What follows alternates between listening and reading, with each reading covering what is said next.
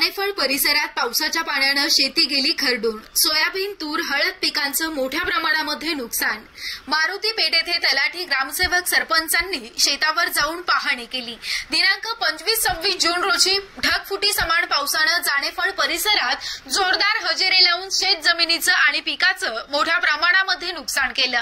जाणेफळ परिसरातील तसेच मारुती पेठ येथील शेती खरडून गेली आहे। त्यामुळे शेतकरी हवालदिल झाला। शेतकऱ्यांवर हे आसमानी संकट ओढवलं आहे।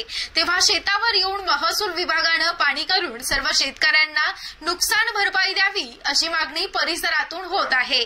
दिनांक 27 जून रोजी मारुती पेठ येथे शेतकऱ्यांच्या शेताच्या बांधावर जाऊन तलाठी सरोदे, सरपंच सौ शैलाताई गजानन गवई, उपसरपंच आशाताई नंदकिशोर निकस, ग्रामसेवक गवई यांच्यासह सुरेश माधव काळे, भीमराव ताजने, रमेश खंडारे, कडुबा काळे, परमेश्वर काळे, संजय काळे, रामेश्वर हाडोळे, विवेक कंकाळ, वसंता ताजने, योगेश काळे, धनंजय काळे यांनी शेत पाहणी केली। यावेळी यासह शेतकरी मोठ्या संख्येने उपस्थित होते। शेतकऱ्यांना नुकसान भरपाई द्यावी असा एकच सूर यावेळी निघत होता।